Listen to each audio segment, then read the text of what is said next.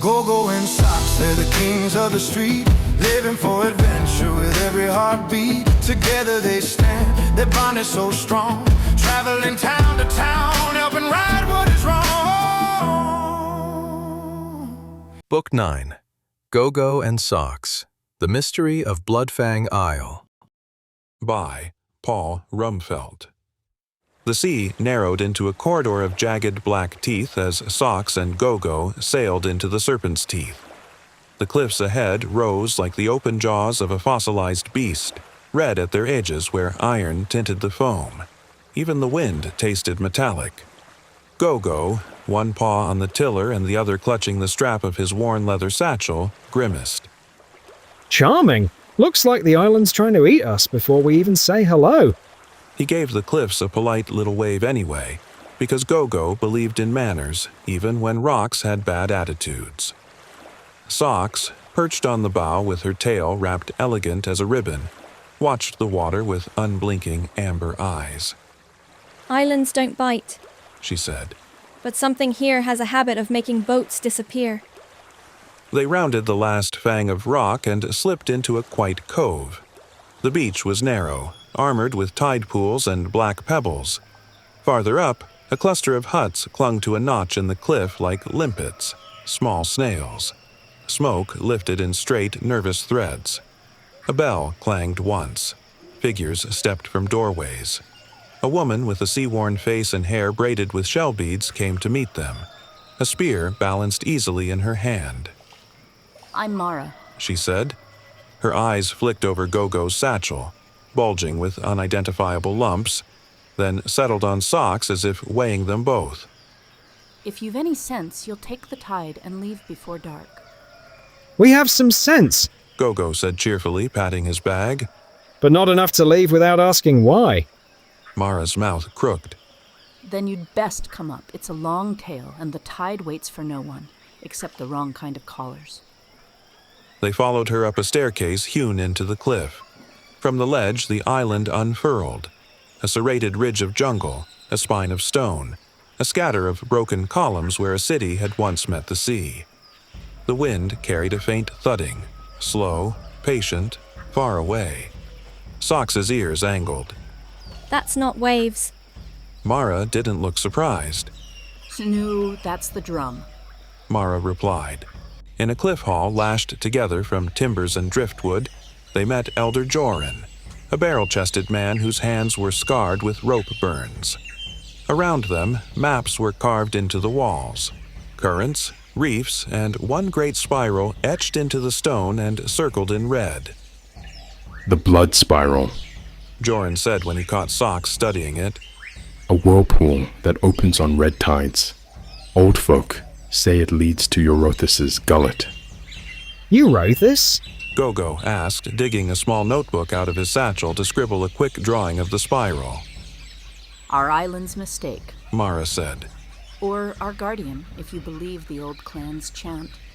Either way, something is stirring. Boats vanish. Nets come back with coils, ripped as if by teeth. And each morning..."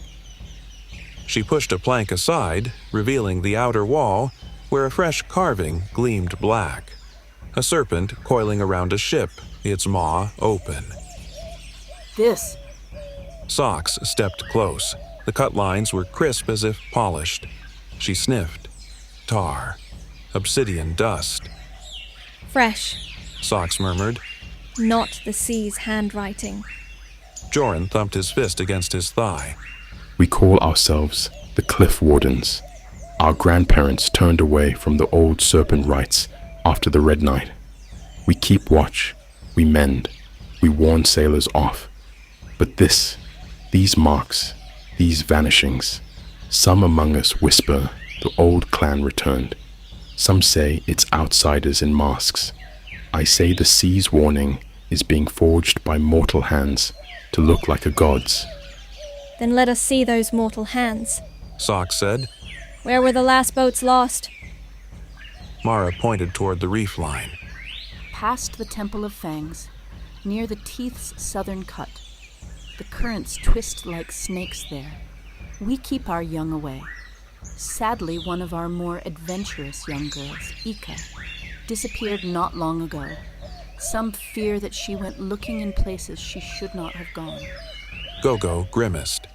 Sounds like we need to go adventuring ourselves, and don't worry, we will keep an eye out for her. Socks's whiskers quivered. We'll need a boat a bit more agile than ours, and a guide who doesn't panic when the sea pretends to breathe. Mara lifted her spear and smiled. You've found one. GoGo jumped onto some rocks, quickly stowing a few interesting stones and a sharp piece of obsidian into his satchel, while Socks watched on. You never know. GoGo muttered to himself. Socks just rolled her eyes. They pushed off before dusk, skirting the black shelves where crabs scattered like midnight marbles. The Temple of Fangs stood on a knuckle of cliff, columns broken and leaning, each carved as a tooth. The sea below chafed at the stone, foaming pink where iron bled into foam. Look there. Socks said, eyes narrowing. In a crease where cliff met sea, a narrow cave mouth yawned. Sound throbbed faintly from it, too low to be wind or water. Mara's grip tightened on the oar. That's where the Brotherhood hides. Brotherhood? GoGo asked. A name they gave themselves, Jorn had said. They wear serpent masks and speak the old chants like they own them. Socks watched the cave as if it might blink. Let's see if they leave tracks. Socks replied. They beached the boat and climbed a salt-slick path. The drumbeat grew stronger, deep as a pulse. Inside the cave, torchlight licked the walls. Carvings spiraled over stone, fresh, sharp, too careful to be old. The air smelled of tar and wet rope. At the center, a man stood with bone drumsticks in his hands. His mask was scaled and pale. His voice, when he spoke, was smooth as oiled wood. His name was Skalve. Tonight, Skalve said, we call the deep. Tonight, the sea remembers its name. GoGo's fur rose. He glanced back at Socks and mouthed, Trouble. Socks's eyes had caught something else. A shape in the shadows by the wall, wrists bound with vines. A girl, 16 at most, salt freckles across her nose, glared at the drummers with a fury big enough to drown a reef. Socks' whiskers tilted toward GoGo, the sign they'd invented for rescue first. He nodded, then slipped inside along a narrow ledge, tail curling for balance. The drums throbbed, low as a giant sea sigh, and water bubbled up through cracks in the floor. In the girl's eyes, Socks saw fear, as sharp and hot as tar, but also a spark that had not been drum-drowned. GoGo didn't waste time hunting for loose rocks. Instead, he unbuckled his satchel, rummaged past a coil of spare twine, and pulled out the jagged obsidian shard he'd pocketed earlier. Hold still. He mouthed. He sawed the vines with the sharp stone. The girl coughed and hissed. They took me from the cliff line. I marked their path with chalk. They're going to open the spiral. Skalve's head whipped up. Who's there? GoGo shoved the stone back into his satchel and seized the girl's hand. Time to go. He said brightly and launched them both onto the ledge. An eel-hide lash cracked the air where his tail had been a second before. The three figures lunged. Socks slashed a rope. A lamp fell and sputtered. They scrambled through the fissure and burst into twilight air. Mara's spear flicked, knocking a pursuer into the tide pool. Wardens! She barked, and three shadowed shapes rose from behind boulders, slinging nets. The cloaked figures tripped, swore, and vanished backward into the cave. Skalve did not retreat. He stepped to the threshold, spread his hands, and smiled his cut smile. You cannot stop what has already learned to breathe the sea, he said softly. Bring all your wardens. Bring your whole crowd. The tide will pull them to me. Try me, Mara said, spear leveled. Not yet, Skalve murmured. He tapped the bone stick against the rock. Low, low, pause, low, high. The water in the tide pool chimed like a struck bowl. Listen for me at moonrise. He vanished into the dark.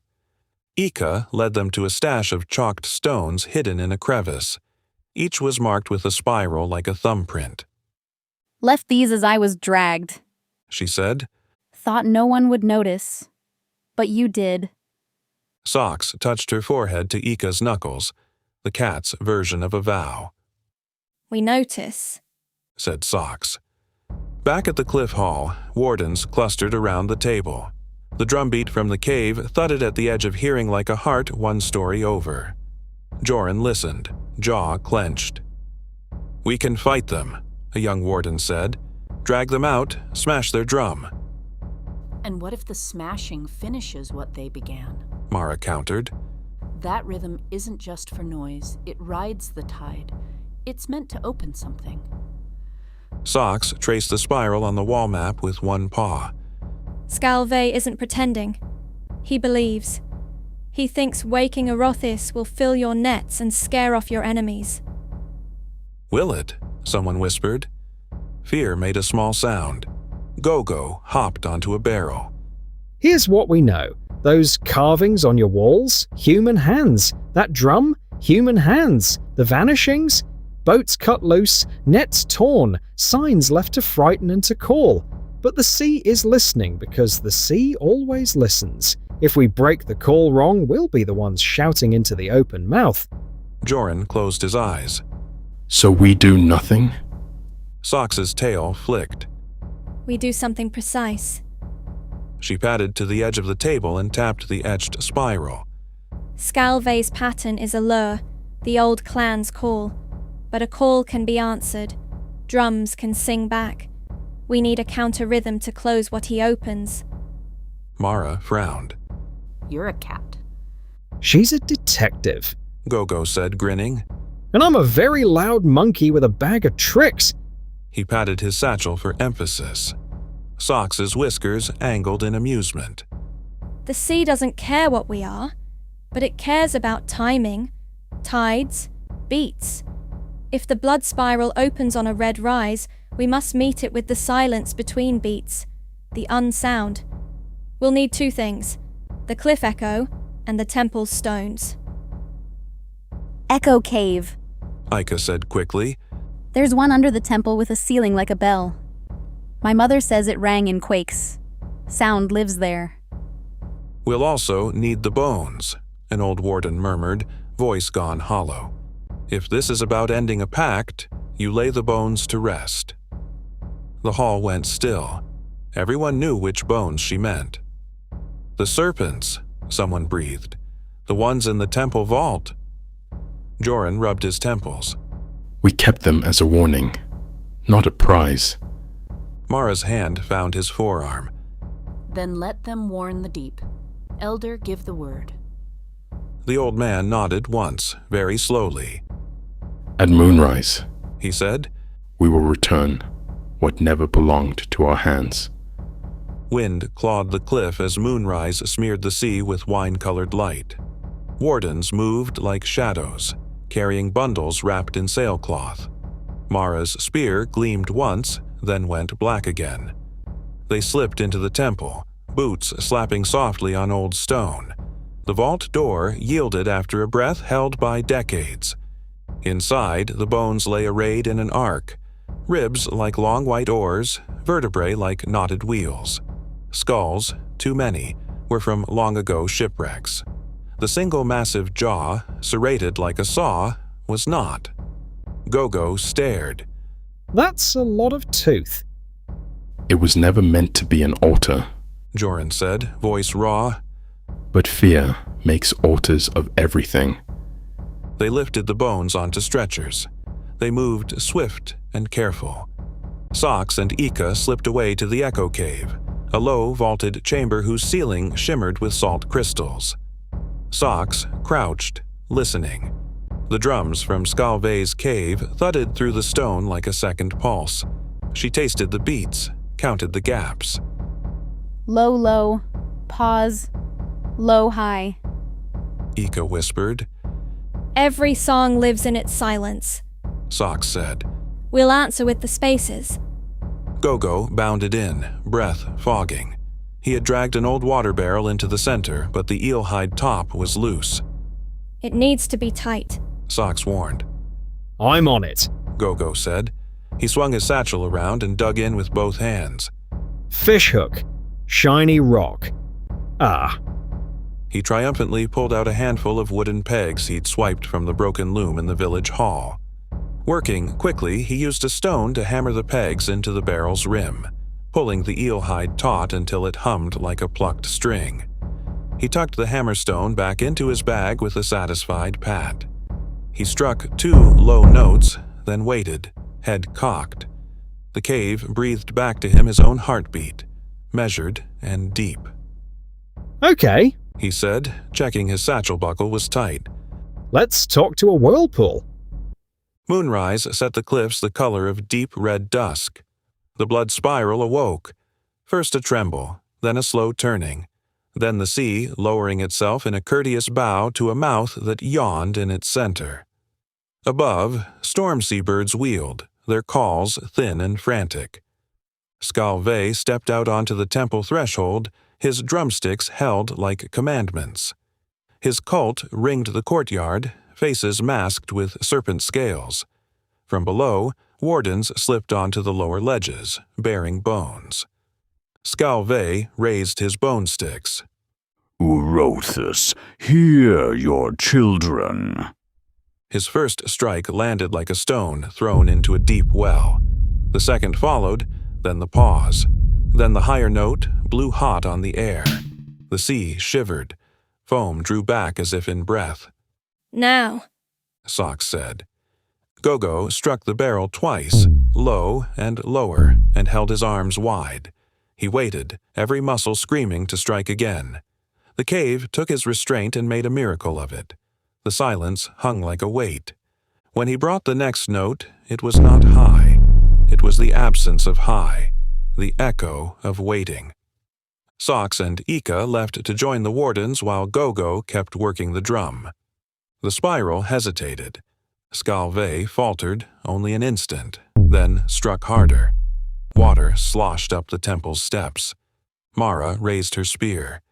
Hold. She hissed to her wardens. Follow the cat. Socks leapt to the altar stones. Bones. She said to Joran. To the ledge. They lined the great ribs along the cliff lip above the spiral. The jaw they carried together. Skalve saw them then. Fury sculpted his face. Thieves! His drumsticks blurred. He shouted to his followers. Take the bones. Keep the pact. The serpent-masked cult surged up the steps. Wardens met them with nets and oars. Eelhide cracked. A mask fell and skittered over the stones, revealing a boy with wide, frightened eyes. Ika grabbed him by the wrist and yanked him behind the wardens. GoGo kept drumming. Low, low, hold, low, hold, low. The cave made each pause huge, like a stone in the throat of the world. The spiral stuttered. Water rose, coughed, fell. The air tasted of iron and rain. Socks bent over the jawbone and whispered, not out of ritual, but respect. You were a thing of the deep. Let the deep have you. She looked to Mara. On my count. Mara said, eyes on the turn. 3, 2, now. They shoved. The jawbone slid clean and fell with a sound like a big stone dropping. Joran and 2 wardens heaved the ribs. The sea received each one like a knot loosened. Skalve screamed, his rhythm shattering into panic. No! Urothus, we bring you teeth. Teeth! Socks called down, voice calm as a lighthouse. Do not belong on altars. GoGo answered silence with silence, then struck once, a note so soft it seemed impossible to hear. The cave breathed it out over the spiral like a hand over a fierce child's brow. The whirl slowed. The red light on the water thinned, then dispersed like a blush fading. A last vertebra wobbled on the ledge. Ika grabbed it. Muscles in her arms corded and tossed. For my mother. She said through her teeth, then steadied, surprised by the strength that had risen in her like a tide. Silence took the temple. Real silence, the kind you only notice after so much noise. Then the sea climbed back, peaceful and impersonal as ever, and licked the threshold of the temple with a normal wave.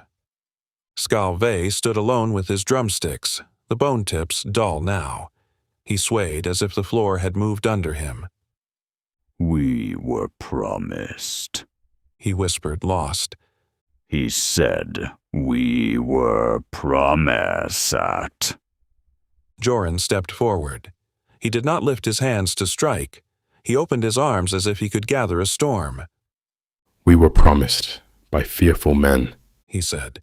We were fed on fear and hunger. No more. Mara's spear dipped. Bind his hands. She said quietly. He'll face our judgment and our mercy. The cultists' masks fell. They were just people, tired and hungry and tricked by the same old music.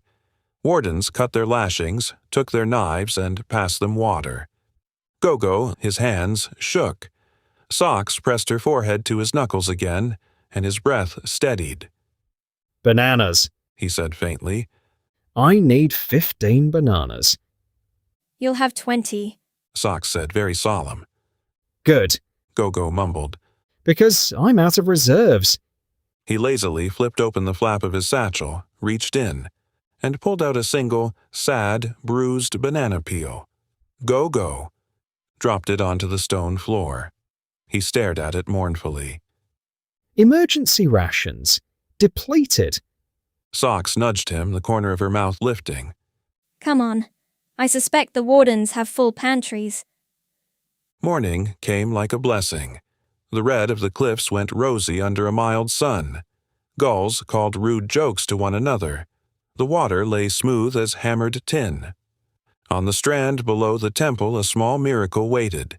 Timbers and mastheads from the vanished merchant fleet floated in by a contrite tide. Among the wreckage, crates of grain floated intact, their tar seam unbroken. The wardens laughed like children, wading in to pull them to shore. Men blinked hard and laughed anyway. Women exhaled and smiled at the ordinary sky. Ika found Socks and GoGo on the rocks, the cat sunning, the monkey already on his third banana, stuffing a fourth into his refilled satchel for later. I thought he'd come. Ika said, eyes on the horizon. The serpent. He did. Socks murmured. In the only way a story does, when it's been told too long without the ending. Ika's brow knit. I don't understand. Socks flicked her ear toward the temple. You finished the ending. GoGo swallowed, then reached into his bag and pulled out a banana. He held it out with sudden earnestness. Want a bite? It's the sweetest. That's a rule. Ika took it, smiling shyly. What will happen to the Brotherhood? Mara approached, hearing the question. They'll mend nets alongside us. They'll fix roofs, carry water, watch the cliff with us. Some will go. Most will stay. She looked at the temple. And the bones will stay where we put them. Joran joined them later with a roll of sailcloth under his arm. He unrolled it on the hall table. An old chart, edges frayed, salt-stained. It showed not just Bloodfang Isle, but a string of islands beyond, dots like scattered seeds across the sea. These were my father's, He said quietly. He drew them when he was young and foolish. He said there were places out there that no warden should ever visit. GoGo leaned in, eyes shining. That sounds like a challenge. Socks's tail curled. It sounds like an invitation. Mara's lips twitched. You two don't know how to rest, do you? Rest? GoGo repeated as if hearing the word for the first time. Is that a kind of banana? Socks purred, amused. If it is, he'll eat it. The wardens feasted that night with laughter that felt new. The drum was silent. The spiral slept. And when Socks and GoGo sailed away at dawn, the cliffs did not look like teeth. They looked like cliffs. Dangerous, beautiful, honest. The wide world waited. And somewhere out there, beyond the next bend of sea, another mystery was already beginning.